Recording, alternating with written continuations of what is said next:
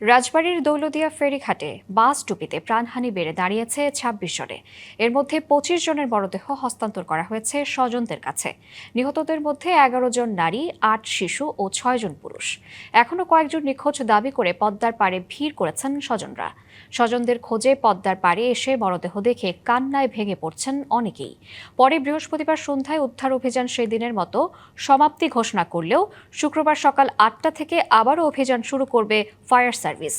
দুর্ঘটনার কারণ অনুসন্ধানে কাজ করছে জেলা প্রশাসন এবং নৌ পরিবহন মন্ত্রণালয়ের আলাদা দুটি তদন্ত কমিটি। বুধবার কুষ্টিয়ার কুমারখালী থেকে ছেড়ে আসা সৌহার্দ্য পরিবহনের বাসটি দৌলতদিয়া ঘাটে ফেরিতে ওঠার অপেক্ষায় ছিল। বিকেল ৫:১৫টার দিকে পন্টুন থেকে পড়ে তলিয়ে যায় নদীতে।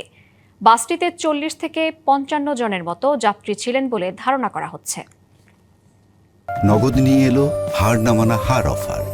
সর্বনিম্ন ১০,০০০ টাকা রেমিটেন্স নগদে পাঠালে থাকছে স্বর্ণের হার জেতার সুযোগ।